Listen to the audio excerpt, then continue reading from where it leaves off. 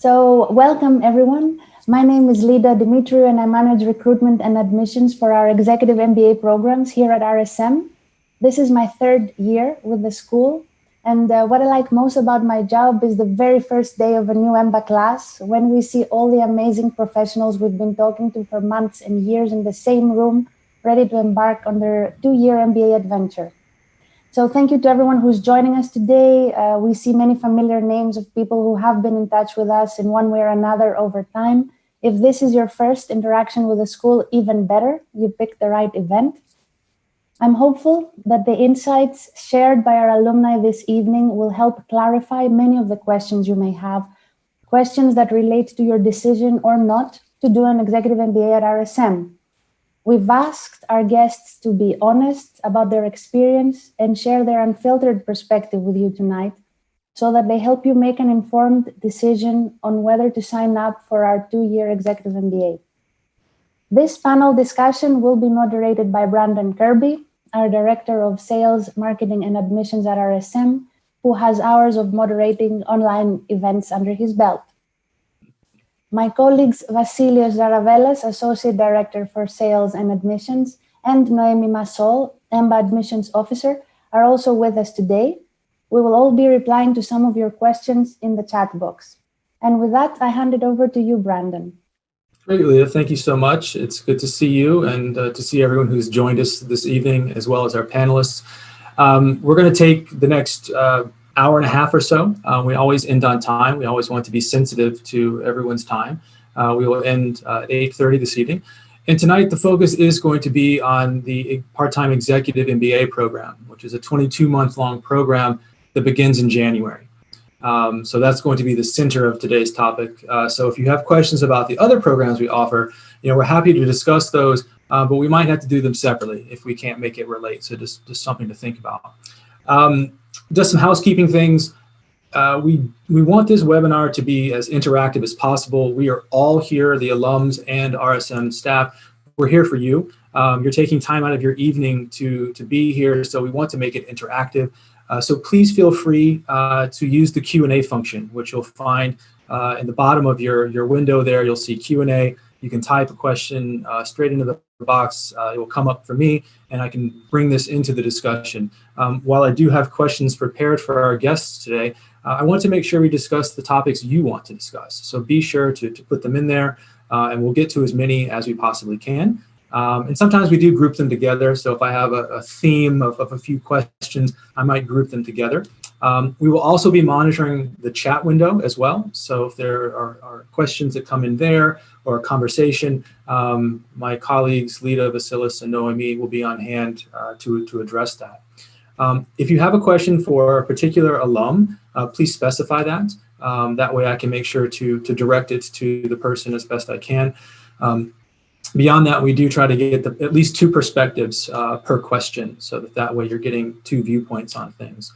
One last thing to note is that we do record the session to be used in the future for people who are curious about the program, but please know that the names of any of the participants and all of that are edited out. So we put it through an editing process first to make sure that we're able to maintain the privacy for everyone. So please don't be alarmed by that. With that, I'd like to begin this evening's session. And as I mentioned, we do have 3 alums who have graciously said that they would join us this evening. Was kind of joking that now more so than ever, it means so much to us, being that we're all behind a webcam and a screen most of our days. So I would like to thank each of them for being here. Maybe Maria, I can ask you first just to briefly introduce yourself. Let us know what you're doing, and some of this information is on the screen, but just a quick hello would be great from you. Sure. Hi, guys. Really nice to see you. Thanks for making time to listen to us. And thank you very much, guys, from RSM to invite us. My name is Maria van Veen. I graduated last March. Unfortunately, due to the COVID, I still didn't get my diploma. So still coping with my online version, but really looking forward for the reassessment. As you can see, I'm working for Heineken already since 13 years. Actually, after the Mba, I moved from the global procurement to the role of the change manager for finance transformation. So I'm managing the change for our implementation of the new system across the finance in Europe. So that's me. That's nice great. to meet you all. Nice to see you. Jingxi, please go ahead. Hello, hi, good evening, everyone. This is Jingqi here. As you can see already, the introduction here. So I'm work for Philips. Sorry, it's not visible here. I'm the senior global product manager and portfolio leader in the service and solution delivery organization of Philips. I'm leading several service and solution portfolios in Philips, and I graduated in 2018. Excellent. Thank you for joining us. And last but not least, Mario, please introduce yourself. Thank you, Brandon. Thank you for the invitation. Good evening, everyone. As you can see, I'm originally Dutch. I'm working as a medical doctor in the large teaching hospital in the Netherlands. And I joined RSM in 2015 as a cohort member of the Mba 17. So I graduated in March 17. So I'm happy to share all our thoughts on that. Thanks. Excellent. Thank you for joining us as well. And I think this is a great example of how you have such a diverse group of people, even with the three of you. I think it's really representative of the classroom and the classroom experience, and people coming from the medical profession, from FMCG, from different functions within those. So I think that's definitely something that makes an MBA program special, particularly RSM. So I am going to start with a question that I'd like each of you to have the opportunity to answer, because I think it's important, and it's a big part of the decision-making process is figuring out, well, why do I want to do an MBA? Why do I want to do an executive MBA?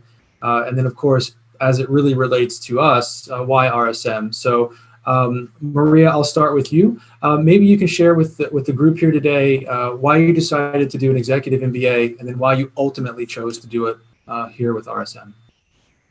Thanks, Brendan. So I think for me, it was a pretty obvious decision, because I really liked what I worked for, and I'm still working for Heineken. And after I came to the Netherlands, my network was pretty limited. So for me, there were two motivations for the Executive MBA. One, actually learning a little bit more about the businesses outside of my company, which is a large FMCG. But of course, after 13 years, back then, after, let's say, 10 years, you're losing some perspectives on what's happening outside. And the second one was really network in the Netherlands. So that's it. Thank you so much for that. Mario, we'll go to you next. Thank you. Well, for me, it was always a big dream to do an MBA. As a doctor, I have a very maybe a bit narrow perspective of how the world works, and I was involved in a lot of managerial functions within my hospital. I lead a big department in the teaching hospital. I have a private practice as well as an entrepreneur. So I wanted to develop my management skills, capacities a bit more. And because I'm originally from Rotterdam, RSM was for me a very logical choice, but also because it was still rated as the best one in the Netherlands. And because it has a lot of cultures there, I thought it would be a nice mixture of these different backgrounds. And last but not least, it was also because I'm a bit older and I have already some experience in leadership, and I wanted to broaden my leadership styles. I wanted to reflect on it, and I knew that RSM had this as one of their prominent points. Was central in the education to develop, to reflect on your leadership styles, and those were for me the most important reasons to join RSM. That's great. We never say our candidates are older. We just say you're more experienced. It's a nicer way for us to say that. So. Maybe a bit more mature. Very true. Jingxi, how about for you? Why an MBA and why RSM? So similar as the previous two speakers, one of the reasons that I want to do an executive MBA is also to broaden my horizon. So my primary education is biomedical engineering, so I have engineering background. But at that time, when I joined MBA, I was doing a business role. So I was in business transformation, helping with the change management process. Which involves different business functions, and I really want to get a systematic view about this different aspect of business. And yes, and I want to do it as part of the work. So it was not difficult for me to choose it executive MBA program so that I can bring in really the learnings that I learned during the weekend and bring to the workday next week. So I think it was a really good decision, and it really gave me lots of open my horizon, and I achieved my goal of getting a good and a systematic understanding of the business. And regarding RSM, so similar reason as previous speaker again. So RSM has a good reputation in Netherlands. For choosing Netherlands, it's also considering more practical reasons so that I can combine work and study easily. And RSM is doing have a good reputation and also known for its international diversity background. So I think this is very important criteria for me to make the decision. Absolutely. And again, if you look at the diversity, even with the three of you, both again by industry, but where you're from and what you're doing, it's definitely something that we've been known for. We're starting to get some questions coming in, so I'm going to start to bring those in. So please keep the questions coming. One quick one, someone was asking if they can review the recording later on. Of course, we'll send a follow-up with the link when it's ready. So that's an easy one. Maria, we'll come to you first with this one. And the question comes from Kelly, and they say, how did you combine your current job with the program? And is that feasible? And of course, the program is Friday evening into Saturday, every other week, basically. So how are you able to combine that with your job? How did that work? Thanks, Kelly, for the question. I think so one of the possibilities which RSM is giving is really the schedule, and this was also one of decision-making points for me. So actually, that this was weekend, so you have really free heads during the weekend. You go after work on Friday, you stay with your friends from RSM till Saturday afternoon. So you're actually not eating up neither to your work time nor fully into your weekend. So I think that's one which is really very good.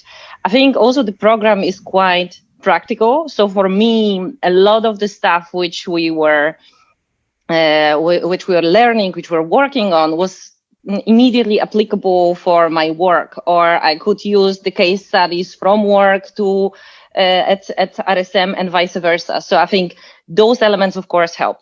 On side of that, of course, it is huge amount of time which you are investing in that. So you really need to like it. So if you're not fascinated about the business and about what's going on in the world, that's potentially, this might be a burden. But I enjoyed every moment of it, and I must say I'm really missing out. So you are really stretching your time scale, and after those 2 years, you're just wondering, like, can I do something more? Because there is really a lot more time you are gaining actually from that. I think I did a part-time program, MBA program, with one of our sister programs, and after the program finished, I didn't even know what to do with the time that I felt I had, because you get so much better at managing your time and squeezing every little bit out to be productive. Mario, you were shaking your head while Maria was saying some of those things. How about for you? How were you able to balance work and school and and any family or friends and those obligations, right? How are you able to manage that? It's one of the most biggest challenges that you face when you do the EMBA. So I had a working week normally for 50 or 60 hours, and then you have this added 15 to 20 hours per week, which you spend on the studying, on your team assignments, individual assignments. So making sure that you have a balance in working, learning, and social is very, very important. I managed quite well, I thought, because I had big support from my family and from my work. So I had a day off to study, which is not for everyone, but I arranged it like that. So make sure that you have the support of your people who were your peers and your family. And the other thing is that because it was so busy, the priority was quite clear, because you have to make choices and you follow that choice. So it was either studying or working or social, and all the other stuff which was not that important was bounced, and that made it also much easier in my head. But I agree with Maria. If if I went every Friday to or every 2 weeks of Friday to the RSM, it was like this fire, this energy was there, and that made the studying much easier. It was tough, but it went so quick. The 2 years went by very quick. Sometimes when you're in the middle of it, it can't go fast enough, but typically sometimes when you get close to the end and you realize that you're not going to see maybe some of the friends you've made as frequently, as you have in the past, it's kind of we hear from people, it's kind of a bittersweet sort of moment when you get to the end of the program. Jingxi, speaking of that, one of the questions here is asking, are you in touch with any of your colleagues from the program? You graduated, with the class of 2018. How often do you have an opportunity to catch up with them? That could be on a personal level, but it could also be with, work or just, exchanging opinions. What's that like for you? Right, it's a very good question. So we still have contact, right? We have the WhatsApp group where we still change information, and it is a very active group. We still have events organized, for example, having movie nights now virtually, and we share also personal, big life events. It's really baby booming in the recent days. We receive lots of newborns or pregnant news on the WhatsApp group. So it was a very nice feeling to build up that community. And also whenever somebody have a question, for example, recently I saw some questions around COVID testing. So we always very active in providing our experiences. Of course, also we also have questions, share the experience professionally. But I have to say that as I've graduated for a bit over 2 years, so the communication is kept more on this level.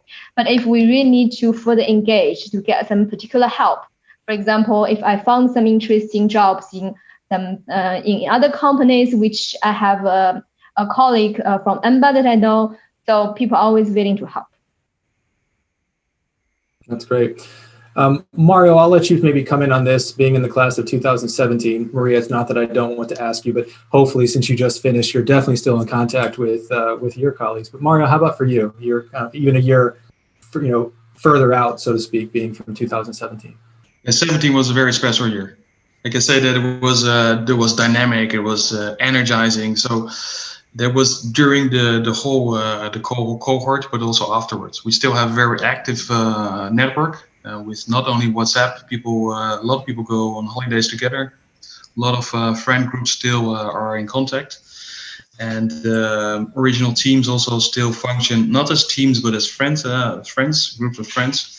We help each other in a lot of entrepreneurial stuff. Of course, also in COVID, there were some initiatives. I think the network cannot be underestimated. It's maybe one of the most important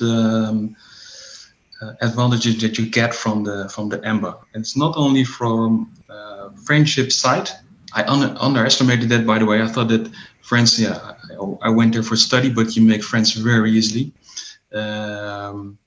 And then also because of the corporate or the business side, you have a lot of experience there, and you can challenge each other, you can help each other, and it's still happening. It's very valuable.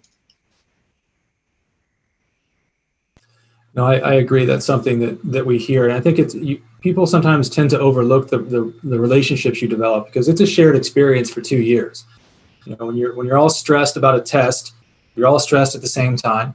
A lot of our students will stay at the Novotel across the street on the weekends, and so there's opportunity for more networking, working on group projects, maybe some drinks at the bar. But all of these are moments that can really help bring a class together.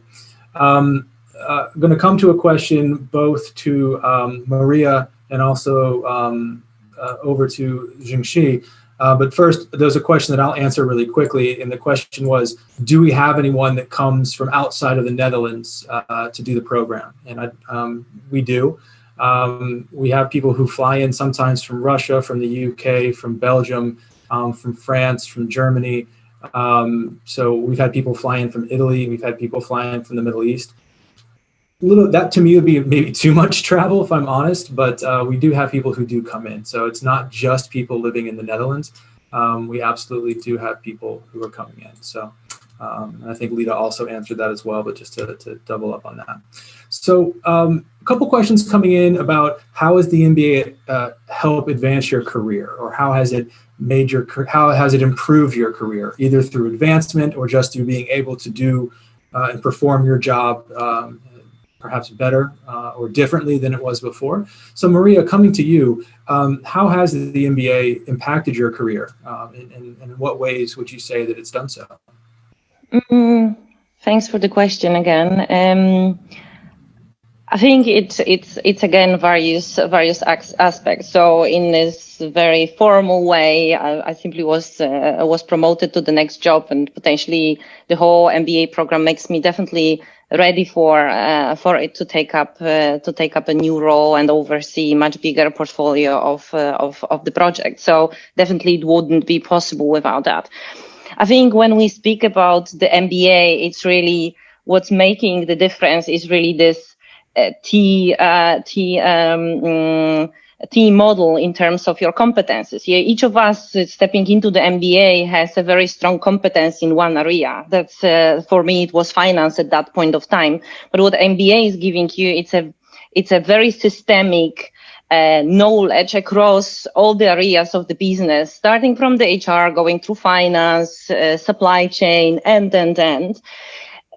Actually not teaching you in a very depth what is this area about, but it's teaching you how actually to draw conclusions, how to read reports, how to read the data, how to orientate yourselves. And I think for me this was the biggest tool. So you're actually getting a amazing skill set to speak the language of each and every department in your company, to be able to participate in the discussions, to understand the bigger picture within your company. So for me personally, that was the biggest advantage, and I'm pretty sure that this helped me advance simply my career also in this formal way. That's great. And Jingxi, I see you kind of shaking your head yes while she's saying that. So yeah, please let us know, how has the MBA helped you in your career and have an impact? Yeah, I fully agree, echo what Maria just said. As I mentioned in my introduction, one of the reasons that I choose to do an MBA is to get a systematic understanding of business, because I was doing a business role while I have an engineering background. And I want to say from another perspective, so and also by combining work and also MBA program, it really helped the work experience can really help bring in the different courses, the different disciplines for MBA course together. So as an example of my previous role, when I was doing the business transformation, and it really combines, for example, what I learned in operations on process improvement, combined with the impact of finance, how the impact of different responsibility works, responsibility center works, and also it further combined with HR, how it relates to strategic planning, HR planning. So yeah, it really helped enhance each other. The work helped to bring in connecting the courses I learned from MBA, and MBA really helped me to take a more professional look at my work. Previously, I was without MBA program. I was doing things more from a common sense perspective. I doing things because I think this is the right way. Now, backed up with the knowledge I learned and the experience the experience that my colleague from MBA course shared with me, I feel more confidence. And also, so more confident in making my business decision. That was how it helped in my previous role. And also, I changed the career as well, even within the same company, but I changed to different functions. So one of the reasons I have to change to another function was because the previous team was not, I was not enjoying it anymore due to some political reason. While I was choosing, okay. I don't want to say that. I'm not sure if this is very good to make the video public. But anyway, so there was some the work related some aspect that I don't like the previous work. So I was looking for other opportunities in my company. And actually, I received various offers from various teams. One of the reasons I believe is because MBA really gave me also gave me the experience and knowledge to apply to different functions. And yeah, so I think it is definitely a good MBA can really help you move to the next step of your career, really opens the new doors for other functions that you may not have the experience to work for. So, yeah. Absolutely. And I think it's critical when you're doing an MBA to really understand why you're doing an MBA and what you'd like to get out of it, because that can really help focus that energy. Is it to try to work towards a higher position within your company? Is it to switch to another company or another industry? So having an idea of that as you go in, or at least early on once you've started the program, can really help out. Mario, I'm going to bring this question to you because you mentioned a few moments ago that it wasn't, you made friends, but you were also using it as a way to help with different issues you were facing within the business. The question is basically saying that this person runs their own small company in addition to working. They're saying that they feel that doing an MBA from a reputable school versus online or just a regular MBA is the networking. But they want to take it beyond that. Is it just that you make friends with people, or is that you're getting a benefit from that network? So, from your experience, was it just friends, or did you have the opportunity to discuss issues at work or challenges that you were facing to get sort of input from other people? How would you respond to that?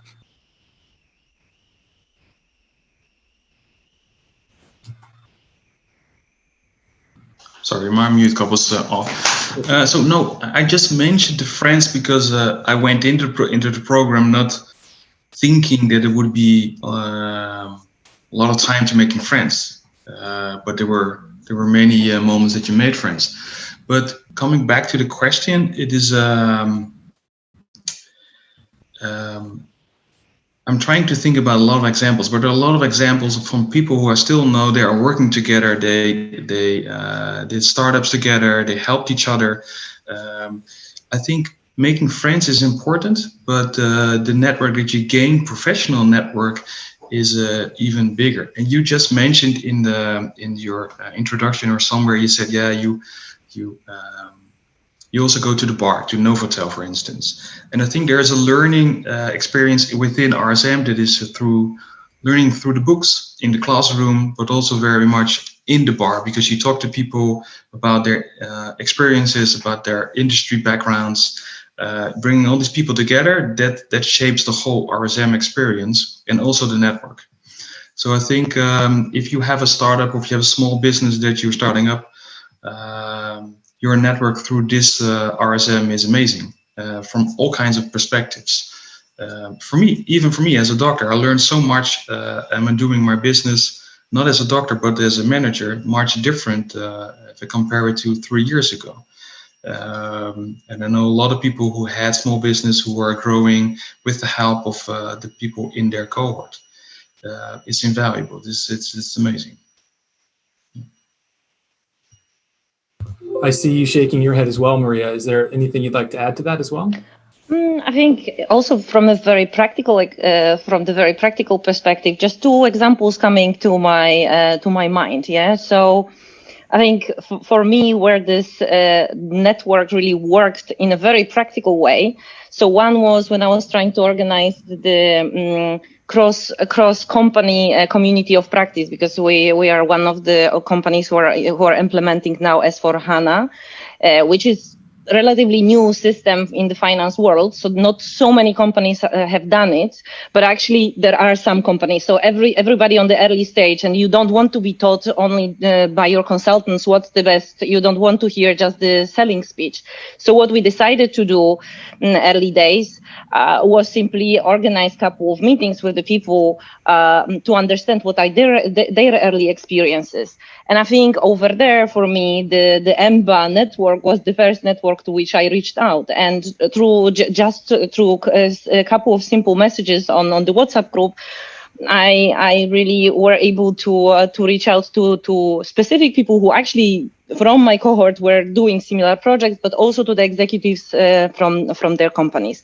So one very practical in the corporate world, but the question was really coming from the startup perspective. So on that end, I'm actually not the receiver, but over here, someone who is consulted. We have a colleague who started a very successful already startup, the technology startup. He's busy with the geolocation.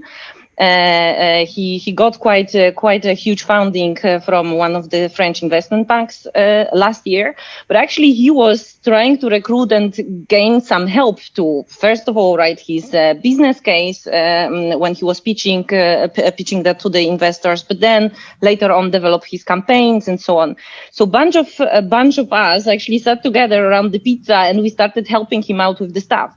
I'm a communication specialist, so I helped him with the campaign and the pitches for the investors. There is a colleague who is specialized in finance, so she actually prepared for him reviewed for him the figures, and then. So it's very practical how he applied this network. So this is definitely something which is happening.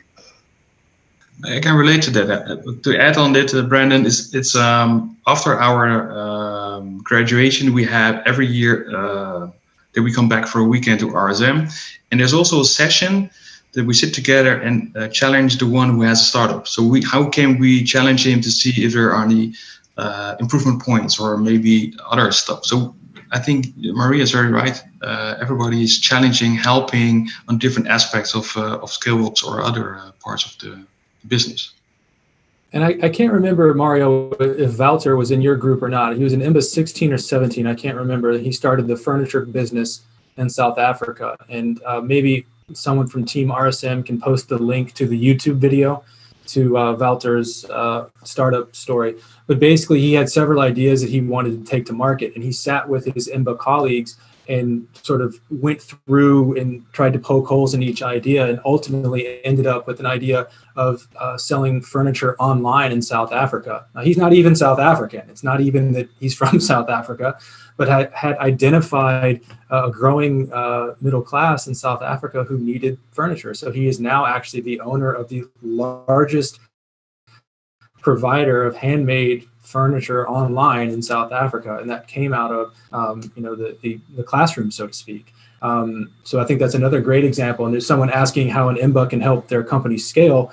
Kind of tied along with that is the people in the room. But having owned companies myself before, having an English background, even not even a business background, having access to experts in finance, in operations, in accounting, can help you to avoid making mistakes or knowing the right things to ask. So I think you're really able to leverage, the people in the room. We also have the Erasmus Center for Entrepreneurship for people who are interested in that. So I think that's another great way to be able to work on startup ideas or to sort of take them into existence. Thank you, Noemi, for posting that into the chat room. So here's a question. Jingxi, I'll come to you. Is it difficult to excel in business subjects such as economics and statistics, or if you don't have any prior experience? So maybe think back, and Mario, you're smiling, so maybe I'll come to you as well with your medical background. What was it like for you, working maybe in topics that were unfamiliar to you? How did that go for you? Yeah. I think this is a question can be very different for different people based on your prior experience. For me, it was very, very easy for me to take any like statistics related data related courses. I do have some challenges with finance from the beginning, and also with economics. I simply, so if you don't have that experience, your brain are not functioning in that direction. You are not thinking in that way. So it is definitely more challenging. But that's the reason why you want to do MBA, right? Because you want to activate that part of your brain and want to activate that mindset and way of thinking. So also I think MBA, Executive MBA program is a more general business study, and also the courses are structured with the real life cases, which makes it more easy to digest, at least for me. And also the course setup and also the team structure. So we always have different teams. We do team assignment together. And also in each team, the team always set up very diverse, with diverse backgrounds. So I always get a lot of help from other team members. For example, I got a lot of help from a team member who is who has been a consultant, finance controller for many years to help me dramatically with finance. So everybody is very selfishless to share experience and help each other. So yeah, that is really also help you to step up very quickly for the domain that is not very familiar to you. But definitely it is something that you need to take effort on. That's true. I mean, you're going to have to put in the effort. And Mario, again, medical background. Don't know to what degree, what experience you had coming into the program in some of these courses, but what was it like for you? I had no experience, but I remember I was smiling because I was remembering how I felt when I started with the classes of managerial accounting. For me, there was abracadabra. I was thinking, what is left, what is right? And so Jingji is right. Team is the key. If you have a team with a lot of different people in it, you ask your team members, and it's not that difficult. Already in the first class, you think, wow, this is not so difficult. I can learn it, because they explain it in a very easy, explicit way. And it's not learning accounting in depth. It's just how to run a business. And you have to work hard. And of course, sometimes you're a bit nervous when you get a question, but it was not difficult to do. No, just the logical thinking. And it's nice to learn something new.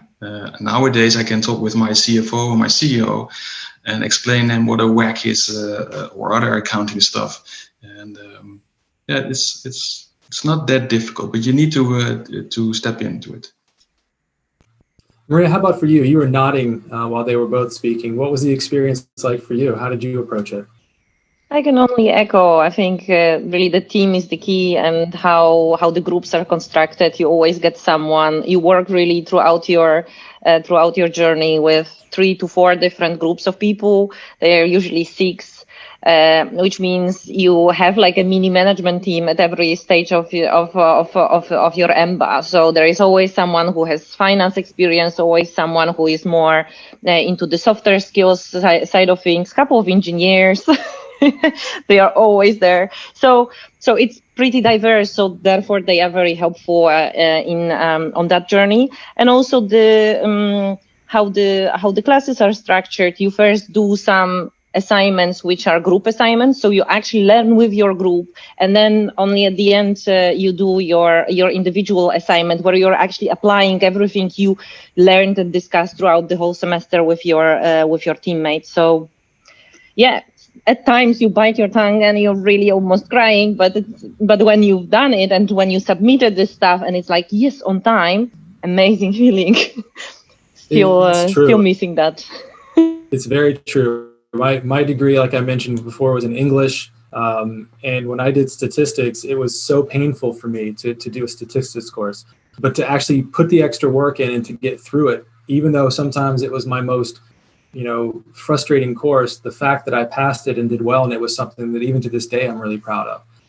So you will have to put the work in, but it's definitely worth it. Quick question, were any of you company sponsored, out of curiosity? So we got 2 no's and a yes. So Mario, I'll bring this to you, and then I'll add in some other things. So the question is, how did you sell doing an MBA to your employer? Was it a something you really had to fight for, or was it something they were on board with from the very beginning? How did you approach that?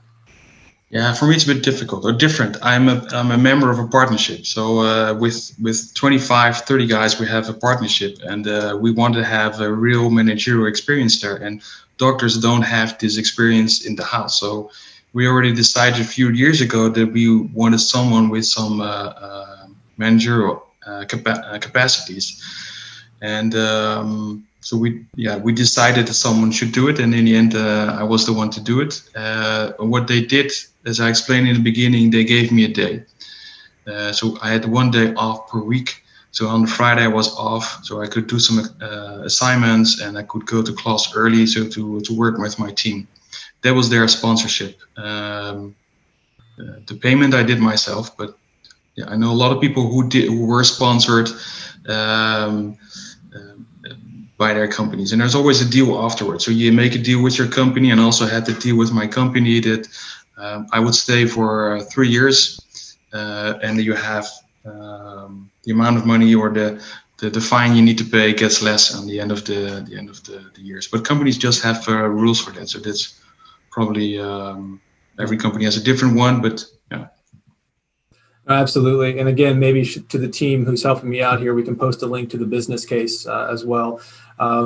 We find about 25 to 30% of our students receive some type of company sponsorship. And I think, Mario, you make a critical point. It doesn't just have to be money. Time is also sometimes even more valuable. And we talk about that a lot in life in general. So we have some students who have a 4-day work week, the week of class. Things of that nature. That flexibility can really help when you're getting close to projects and deadlines for exams and things like that. It's really amazing, again, because you become so much better with your time resources. Having an extra day is almost like having 2 days pre-MBA, because you're so much better at that. Thank you, Lida, for posting the business case. What Lida just put in the chat is a PDF that we've created that basically it kind of helps give you some talking points, some things that you can either send directly to a decision maker, but can also help you sort of make your case. So definitely look into that as well. So a lot of questions coming in, so I'm just sort of filtering through and grouping them together. Jingxi, maybe, actually no, we'll go to Maria. Maria, for you. Can you think of an example of a project or a team project that was really memorable? And it could be good or bad. What was the topic? What was it about? And why did it stick out for you? And I'll give you a second, because I'm sure there's a lot of things you might could pick. But what is a memorable project, either for you as an individual or for a team project or a team thing that you had to do? I have two. So one was really the simulation on the Markstrat. So it's basically as part of the marketing class, we were basically throughout the entire semester competing as teams, basically on the imaginative, let's say, market space to actually push our products, win the revenue. And this was a fantastic experience for me, not having any prior marketing experience.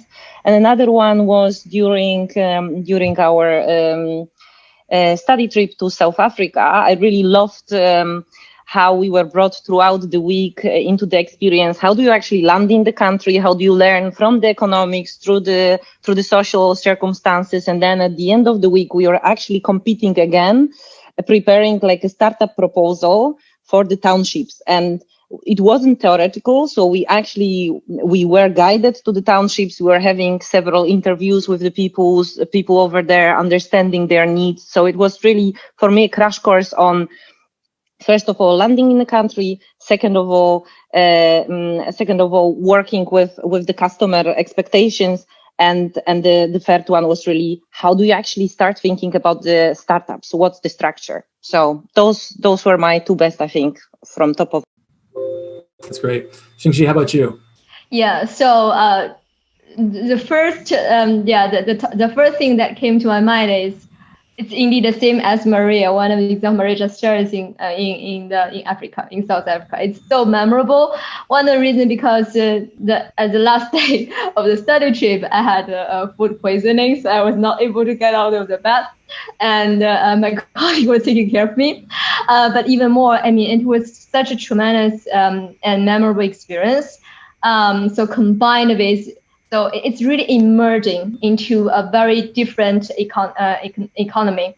And also, you are so tightly connected with your team. So I really bonded very well with the team. You go through so many things together, see the township which is, I mean, I can never imagine there is such things happening on Earth, which is, the same world we're living. And also we visited a local startup. I'm really amazed by how creative they are to run a business in that economy. By end of the study trip, we need to come up with a business proposal for that economy. And it was such we worked day and night with the team, combined with all the experiences we experienced, and also with our own business, with our own company, our own business product. So in the end, our team came up with some proposals of bringing nutrition we have somebody from Friesland Campina to bring nutrition to the local market. It's also very rewarding because you see really who will be the beneficiaries of your business proposal. So that was really memorable. That's great. There's always a couple that stand out. So thank you for sharing that.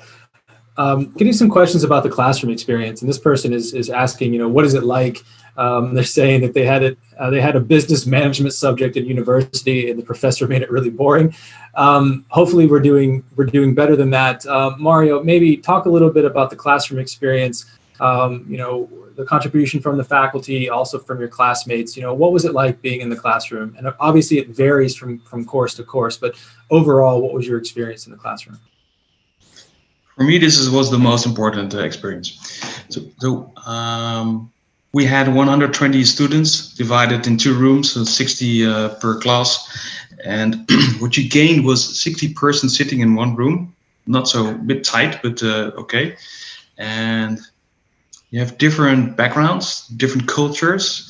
And what happened if you put all those people together in a subject they're not all familiar with, they get a little bit tension and but what happened in our class, and I found it so amazing, I didn't experience that before, is that you had all these different people challenging each other, but really listening to their colleagues, listening with respect, not making strange faces, critical negotiating, talking with insight. It was I never experienced it like that with other groups. It was always going into the deep to what is it actually what we're doing here, and with such a lot of respect. It was for me that was really something special. So that was the energy that I was always longing for when I went to RSM. Every Friday you knew that this was going to happen. So you had this special thing happening on Friday and Saturday. And this energy led that you learned much more about subjects which you didn't know anything about. It also had to do with the professors which were there. A lot of different nationalities from the US, from UK or South Africa, bringing their experience, usually also corporate experience or marketing experience, and give you a much broader perspective of the fields of the areas which they are talking about. That all in all made it very deepening experience. I was very impressed already in the first months. I remember every time I came home or told people, I was always standing and telling about the things that I learned and about the energy which was there. Maria, how about you? How did you find the classroom experience?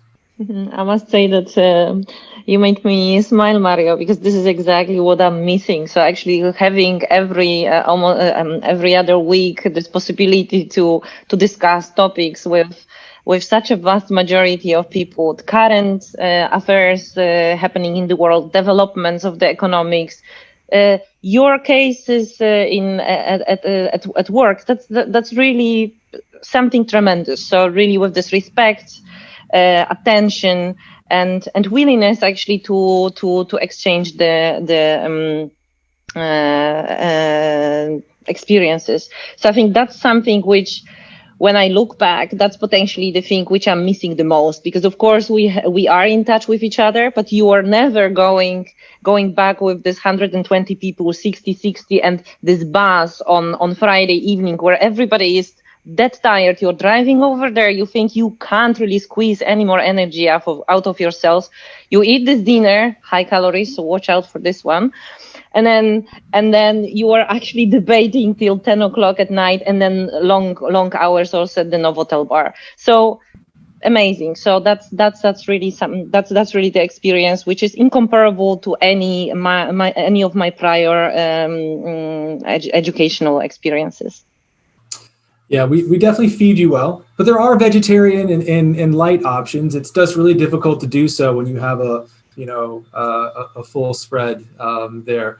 someone's saying that they're asking if you didn't, Maria, you didn't experience the same thing as Mario. I don't know if that's what I'm hearing. I think the one thing to remember is that everyone's experience will be different a little bit. But I think what I'm hearing is that the classroom discussion and the people around you are what enriches the experience, in addition to the faculty who are teaching you. So yes, the experience could be different. However, I think the overall sort of takeaways and the overall feeling I'm seeing, you're both nodding. So I think that that's definitely something there. Let's talk about the people in the classroom, and I'm going to ask this question, and Jingxi, I'll come to you for the answer. I'm going to clean up just some basic questions or some questions in here that don't really relate to any of you as alums, but let me ask the question. There's a wide range of people in the classroom. The average age is around 34, so you might have some students who are 28, 29. You might have some students who are 43, 44. So when I come back in just a moment, Jingxi, maybe you can share your experience with, the diversity in the classroom from an experience standpoint. Was everyone able to share? Were they able to share their experiences and participate in the discussion? So I'll come back to you in just a moment for the answer to that. Just some questions here about, does RSM facilitate interactions with venture capital and investing groups? Not really. You might meet people who are in those industries and who are in those roles. However, the degree itself is really a general business degree, so it's not super specific in that. You probably can find people who can help you out if you're looking to do a venture, but it's not part of the curriculum. One other question I can clean up really quickly here is about the value of the degree outside of the Netherlands or outside of Europe. This person is asking if they move to the Middle East or Asia or Malaysia. I mean, I think yes is the answer. We are a top 50 program, so we do have recognition. However, if you're in Singapore, there might be other programs that have more pop or more recognition, perhaps. But we still have the Erasmus University brand behind us. So we do have alums in a lot of cities around the world. So that's something that you'll find there. But if you're really concerned about having being guaranteed that a degree is going to be really recognized in a particular part of the world, for example, there are some great schools in the United States, but they might not be popular here because people don't know the names. For RSM, it's a little different. So just sort of toss that out there. Okay, so Jingxi, let's talk about who's in the classroom. Was everyone participating? What were the interactions like? Talk to us about that. Yeah. So I think in the RSM brochure, you can see the statistics. If I recall correctly, for our year, we have like almost 40, at least over 30 nationalities. We need more female, but it was quite diverse, and also from age and experience perspective.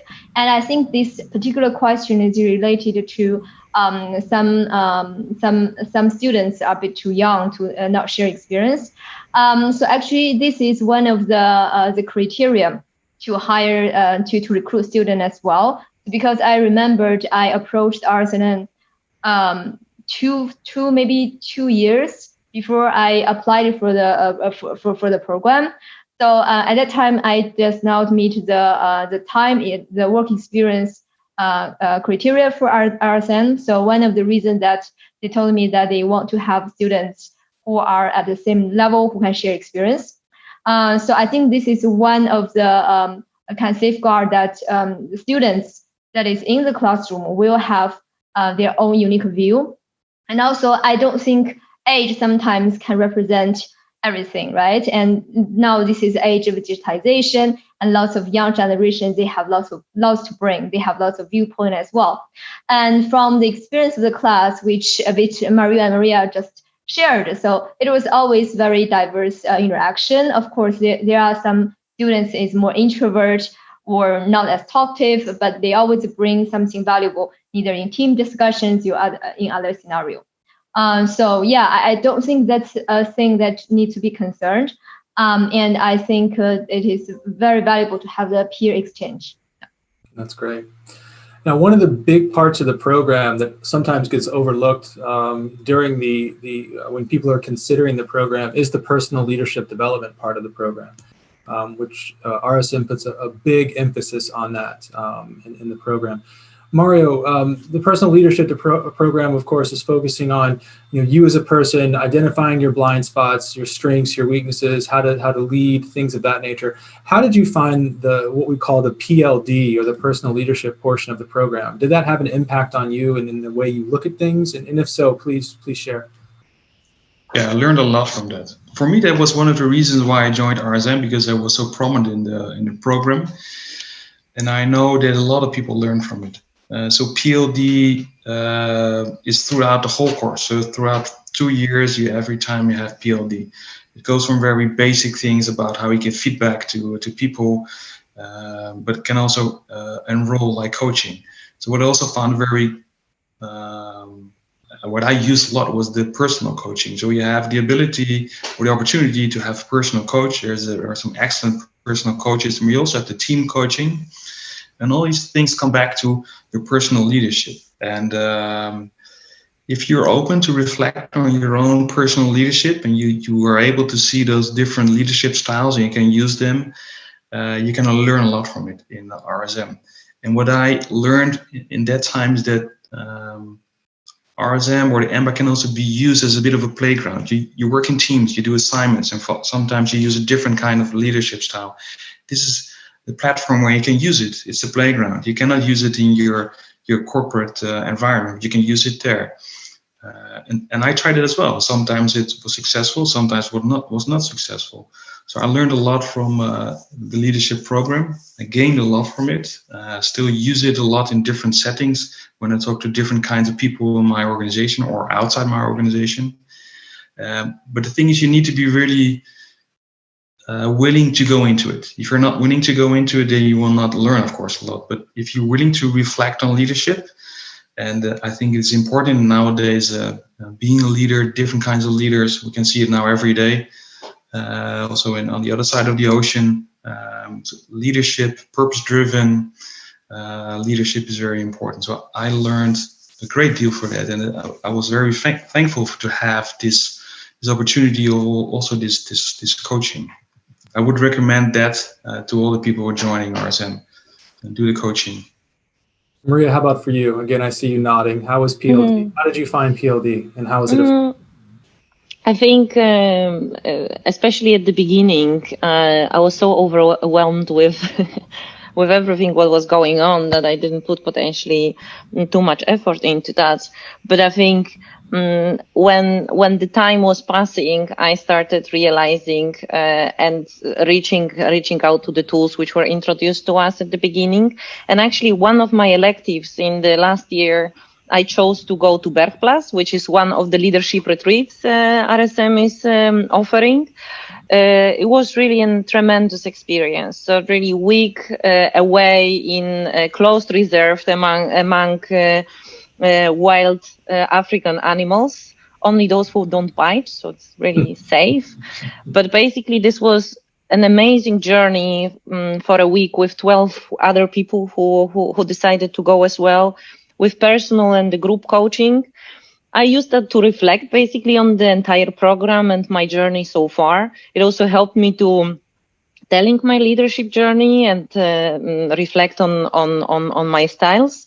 I received a lot of very positive feedback after coming back. I thought I was pretty neutral and so on, but people were saying you came like a completely different person. Not that you were bad before, but it's like a completely different and deeper dimension of how you acting, how you interact with people.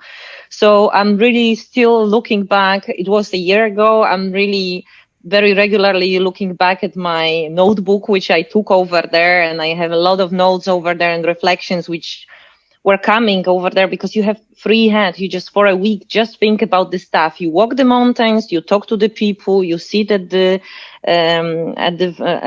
campfire in the evening. You don't speak for a day, and you go on your solid journey. Just amazing. And that's if you just want, you can definitely use it. So it depends on you how deep and how you want to apply that. So all up to you. That's a great point. I think sometimes people, when we do these presentations, I can always scan the room and I can see some people are rolling their eyes when I'm talking about leadership development and the things we need to do to be better leaders. And not always, but when they end up doing the program and you see them kind of throughout this journey, even some of the biggest, critics like, oh, what can I learn from this? I've done leadership training before. It's different when it's sustained over the period of 2 years. It's not a weekend retreat, although you did a retreat, but that was part of something bigger. It really forces you to look in the mirror. And if you think about the leaders that you really admire, the things that we often admire in our leaders aren't the technical things they can do. It's not, how great can someone do a spreadsheet or how good are they at presenting. It's usually these intangible, empathy, these emotional intelligence-based things, which many of us don't have the opportunity to focus on in our careers, especially if you're coming from a more technical career where it maybe wasn't part of the training. So definitely something that's big there.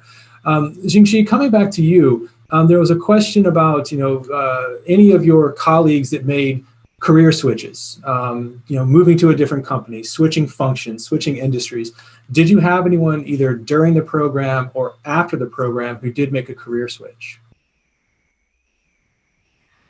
Yeah, so there are quite some of my colleagues switched to other companies. So, for example, one of the colleagues, she used to be in a big corporate. Actually, after she was thinking moving to a smaller scale company, but she was not able to make that move. It was actually after the leadership retreat expedition that she was, really find what she really wants, and she made that career jump. And we see quite some colleagues move to scale up from big companies, and quite some people get promoted to next level. And also from my personal experience, which I can share a little bit more, the insight and feelings behind it, is also myself made a career change, so moved to a completely different function. As I mentioned earlier, so with MBA, and I was able to get the offering from quite different functions, and in the end, I was able to choose the one that I prefer the most. I'm not sure if this answers all the questions. No, absolutely. Mario, how about you? We're a few years out after graduation now. In your case, did you have anyone who switched during the program or who made changes during the program or after the program? What was it like for your group? Yeah, a lot of people changed during the program, and also after the program. Already mentioned that a few started startups, and they're still doing that, and they're scaling up now. Some people quit their corporate life, or even they went from lawyers to corporate, being bankers. So a lot of people changed. And I think that's also normal, because you see a lot of things happening. You talk with a lot of people during these 2 years. You get a different perspective. I think it's maybe also a bit supposed to do it. It's also a bit of an adventure. And when we were talking, I was thinking about when we were talking about learning experience,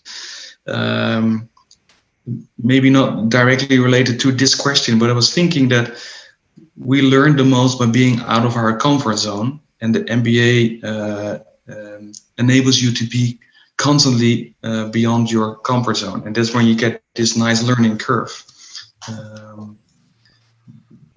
That's what I want to add, but it doesn't have anything to do with this question. But no, but I think it is a valid point. And oftentimes I'll tell people who, what do I need to be thinking about to be successful in MBA?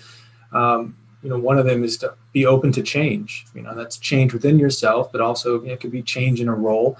Because if you go into an MBA and you come out of it the exact same way as the first day you came in, well, we probably failed you as a school, but you might have probably failed yourself, right? Because the whole point is to challenge yourself and to put yourself in those dynamic situations, and that is how you grow and how you get better.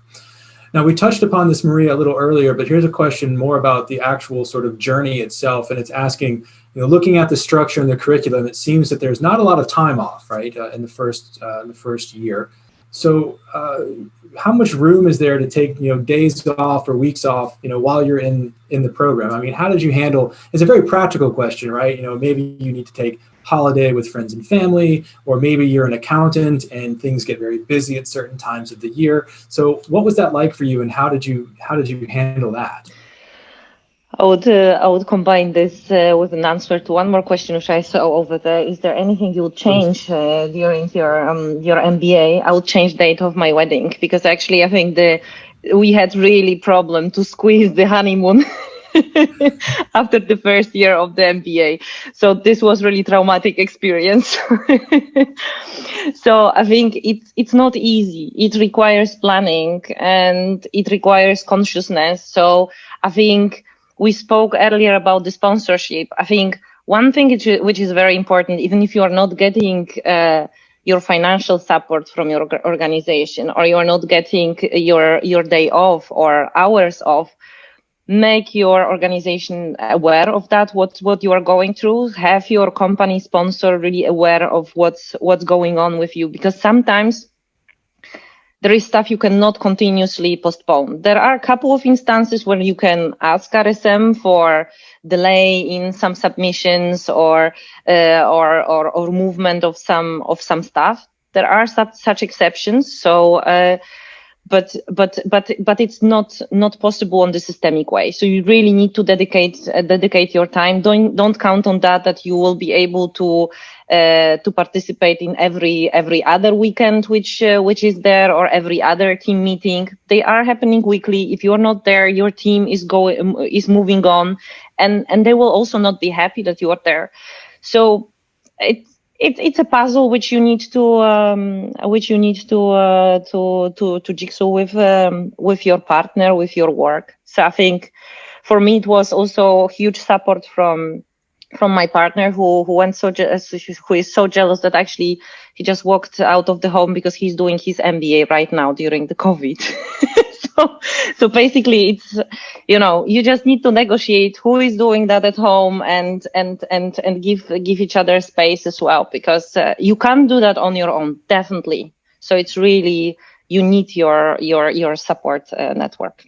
Maria, I see you took yourself off mute. Do you want to jump in here? Yeah, because I can only echo on what Maria says, but I think you should take holidays. So realize that it's not a sprint. It's a 2-year marathon. Make sure that you do the holidays and enjoy them. Life goes on. It's not only MBA. So do really nice stuff as well.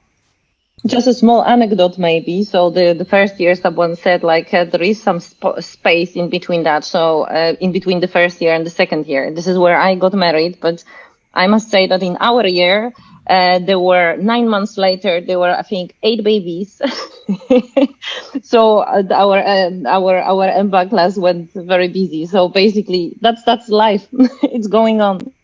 It's funny because we often recommend not to do 3 things, and it's don't switch jobs, don't have kids, and don't get married. And every year, of course, people do all of that, because life happens. You can't pause life necessarily for the MBA. And I think you do have to get really good at learning how to balance, and it is important, Maria. We do recommend very strongly with having conversations with partners, with spouses, even with kids, to let them know what the next few years is going to be like. It's not that you disappear. It's just that you have to get much better with arranging your time. Maria, you took yourself off mute. Do you want to chime in, please? Yeah, actually, I can recommend very much one thing. The RSM is actually organizing a meeting for the partners. So my husband was always laughing me and the RSM. So I'm me and the rest of the wives. So because in general it was the other way around. So, but I think I can definitely recommend that meeting, which is organized by RSM for the partners. They got explained what you are actually going through, which when you are in the middle of the process, it's really difficult to explain. Something kicks in, you have really huge stress at work and at RSM, and someone is explaining to them what is actually the structure, where you might need more help, where you might need a little bit more experience. My husband found it super useful, and actually he showed me a chart afterwards, which I never saw. It's I knew that this was the finance exam and there will be another crisis, so I was just chilled out. No, that's a good point. I think letting them share in that journey with you is important, because you don't want them to resent this other life that you're developing in a certain way, because you go off for the weekend and you come back and you're energized or this. Meanwhile, life goes on. And so you don't want it to be that people resent you being in the MBA program. Now, one thing I do want to say is that every year we have around 30 to 35% women in the class. So I at least want to make it known that it's not like two women and like 110 guys. Usually we have between 30 to 40 women out of the class every year. So maybe just less guys are brave enough to be in the wife's WhatsApp group. Yeah, trust me. And the ones who do have a great time, because there's so few. Jingxi, you took yourself off mute. Did you want to make a comment here? Yeah, I just want to do a virtual high five with Maria because I also got married during the MBA program, and I actually started dating my husband during the program, and we got married very immediately, and also we moved to a new house. And I changed the job. So it's possible, but of course you make sacrifices of other part of your life. So and sometimes, I'm thinking about after a couple of years ago, when I was thinking about doing the program, I always have all the same question marks as you all. But when you already got into the program, you will just solve the problem as you see them. So now, I'm going to come back to you in just a moment with this question. I'll go ahead and ask it now and give you a moment to think about it. The question is, with the experience that you've had, would you choose to do an Imba again? So I'll come back to you, Jingxi, in just a moment for that. Had a couple questions here just to address. Someone asking whether or not they should consider starting a new business or doing an Imba, in other words, starting the company and just doing it and making mistakes. To me, I don't know if that's really the right sort of comparison. I think you can absolutely learn a lot from those around you in the program. And again, since it is a general business degree, you're going to see marketing and operations and finance and accounting, a lot of things that might be outside of your experience. I think doing both at the same time can be very challenging if you're trying to start a business and do an Imba. I can speak from personal experience from doing that. It was very challenging. I would not recommend it. So I don't think there's one preferred path over the other to this particular person. I think speak to people who have done startups, speak to people who have done Imbas, and then sort of use that to help sort of take your decision. But it's a tough one, I would definitely say. Okay, so Jingxi, a moment ago, I asked you if you had it to do it again, would you still do an Imba? Yes, it's a definite yes. I always want to do MBA, so I will for sure do it. Especially the experience that I had is very positive. And I think at this time, right, it's very important to have continuous learning. So I think I will also maybe someday embark another learning journey. Well, Mario, how about for you? What do you think? Without a doubt, I would do it again. This was one of my best choices ever. And I'm actually looking to do what now? Not another MBA, but another elective or other course. Maria, I see you shaking your head as well, so I'll come to you. Yeah, I can only say, yeah, I have the same problem as Mario. I'm just seeking for what's next. Yeah, so PhD? No, come on. I think it's really something which you're missing, and it was one of the best decisions for sure, intellectually, but also network-wise. And as I said, this worked as an advertisement to my husband, who is just studying now. So, well, we talked a lot about the good things, right? So maybe if you think back to your time in the program, what was one of the most challenging or the lowest points in the program? Because I think, Maria, you were alluding to your partner kind of having this sort of chart, so to speak, and there is a lot of ups and downs. You're at the top of the world, everything's going great, and then you're studying for a test and you wish your life was over with. Maybe we can stick with you, Maria. Was there a time in the program where you were like, what am I doing here? Why am I doing this? And if so, how did you get through that moment? I think for me, there were not so many of those moments, but I think potentially the most difficult for me was the last semester, because I felt like it's almost over, and I kind of assumed, announcing the company, it's fine, it's just elective, so it's kind of formality almost. I finished that. I finished my ICP, which is the big project which you're doing. It went well, and I kind of had much more time because I could choose my schedule, and therefore also my body, my mind started asking, craving for rest. And I think I also changed the jobs over there because I said at the company, yeah, that's the moment. It's fine. The last half a year I can actually handle. So I was in a completely new job and a new environment. And that was the moment when I was actually struggling quite significantly. What helped over there was, for sure, I was working with the coach from our RSM at that time on the personal level, but also I was running through the transformation course, so this was very helpful. So it was also really on the content basis, and of course awareness at work what was going on. So that was helpful, but it wasn't an easy time. So and everybody, that's the change curve, yeah. So everybody goes through the valley of despair. You can't avoid that. You can put a small bridge, but it's not always not always so successful. So be prepared for that. Absolutely. Mario, how about for you? Were there any low moments or challenging times you had to work through? The most challenging was the time balance for me, and I'm a perfectionist, so I didn't miss any class. I was reading everything there was, and there was actually no time to read everything. So you need to make choices. What are you going to read? And I also have a very demanding job, and to balance that, it was difficult. And what I found most difficult is that my friends, after a year, said, "Where the fuck are you?" Because they didn't understand. Of course, they knew what the MBA was, but I was missing out on those things. I was missing my friends and my family, but I dealt with that quite okay, I think. So those were the main things: time management and how to deal with your social balance. Yeah. I do know that a lot of, maybe not a lot, but a couple of my fellow students had some difficulties and struggled with that. And coaching is indeed, like Maria said, very helpful at that time. That's true. I mean, the coaching is obviously, can be about the career and that side of things, but it's also someone that you get to know throughout the year, throughout your experience, I should say. So they're really able to help you through those difficult moments because they've worked with so many students who've come before you, who dealt with maybe some of the same challenges that you're going through as well. So we're getting close to the end of time here. There was one question that was asked almost at the beginning, and I apologize to this person because I wanted to leave it last. So I'll ask it. I want each of you to answer it, and I'll answer one or two other questions to give you each a moment to think about it.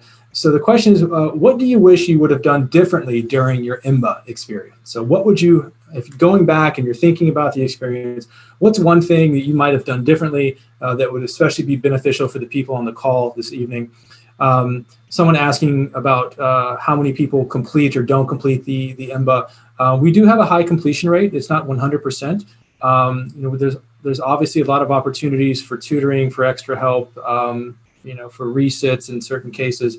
Oftentimes we find that one of the biggest things is that is challenging is that life gets in the way. We've had people who've lost jobs or who have become ill.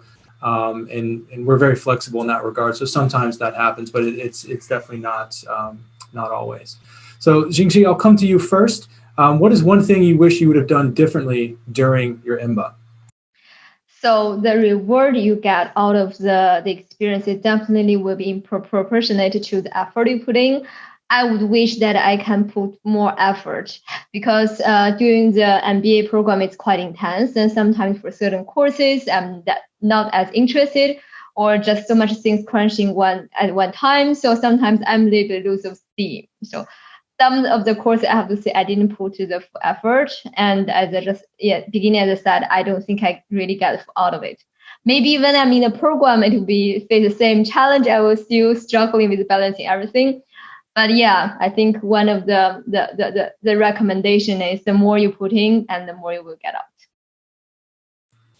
Absolutely. Maria, how about for you? What is one thing that you wish you would have gone back and done? I think I answered, yeah. So I would have planned my honeymoon better, but more on the serious side.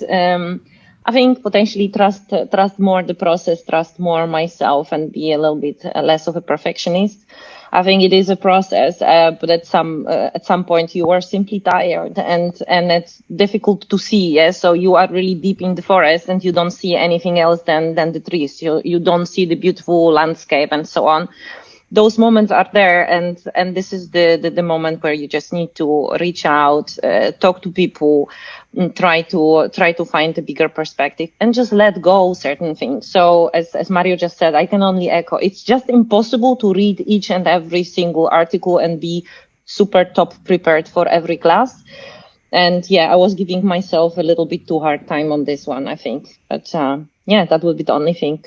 I mean, again, a great point. We speak with a lot of people who, when we have the interview process or we're speaking with them, perfectionism is something we hear a lot. When you're speaking with people who are motivated, who are driven, who are successful, this is a common theme. But of course, the higher up you go, if you try to do everything without delegating or moving it around, the less effective you become. And the volume of reading, for example, sometimes people wonder if that's by design. And yeah, it probably is. It forces you to say to yourself, well, when is good enough? Because sometimes that's what you have to do. Not always, but that is something that we do hear frequently from people. So Mario, from you, why don't you tell us about one thing that you wish you could go back and do again? First, we'll add something to what you just said. I remember that there was one, I think an elective, no, maybe not elective. There was one assignment. They gave you this book and they said, read this book. And we had 5 days for it. Read this book. I'm thinking 5 days for read a book. I also need to do other stuff. So I cross-read it a bit. I find it difficult to find something which I needed to change. I think that in the beginning, I underestimated the social value of the Imba. So I was not staying in the Novotel for the first 3 months because I lived relatively close by. I could drive home in half an hour. If I would recommend something to the coming students, stay in Novotel because it adds a lot. Not only drinking a beer or the bitterballen, it adds the social communication. That's very important. And you, in the first months, you get a ground. There's the basis for the next 2 years. So if I would do it again, I would stay from the first day in Novotel.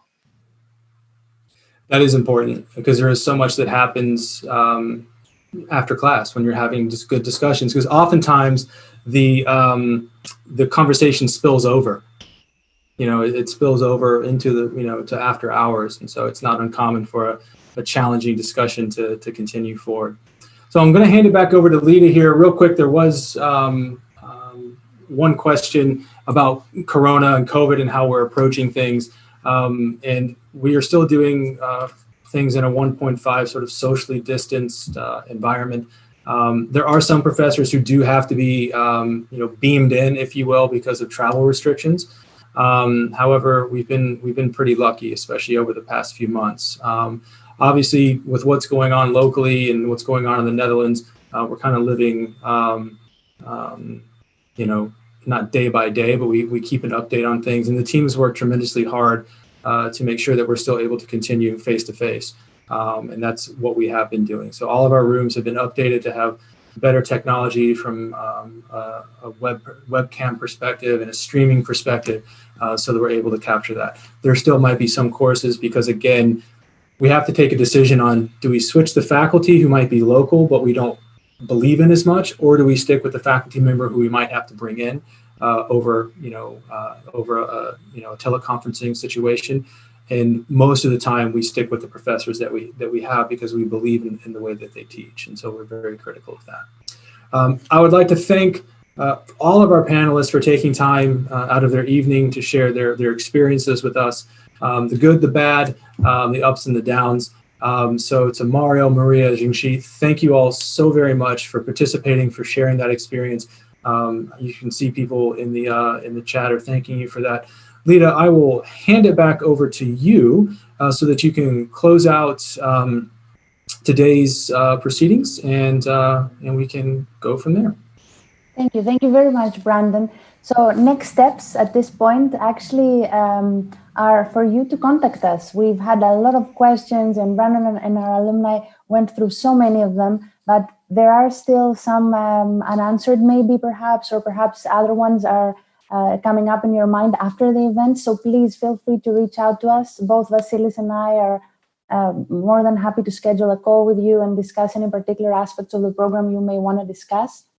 We have other events coming up in November as well. So we have an Imba talk on leadership development on November 25th, and you can sign up for it via our website. And also, of course, every Thursday at 5 o'clock, you can join our Zoom online sessions where we answer questions. Next week in particular, on Thursday at 5, we will also be hosting a webinar on the particular aspects of the Executive MBA, breaking down the content for everyone that has questions on that. And of course, reach out to our Executive MBA students and alumni, where we'd be happy to connect you via LinkedIn or, of course, through our website.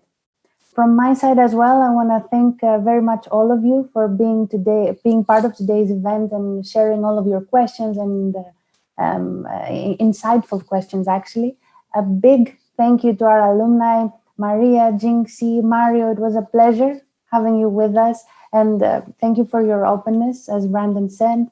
Brandon, a big thanks to you too. You're always up for moderating our events, and your perspective is very much valued as well, as you've been an MBA graduate yourself. And finally, thank you to my colleagues Vasilis and Noemi for helping out in today's event. Have a good evening, and hopefully see everyone soon again. Great. Thank you all for so having much. us. Have a wonderful evening. Good night, everybody. Bye-bye. Thanks, guys. Bye.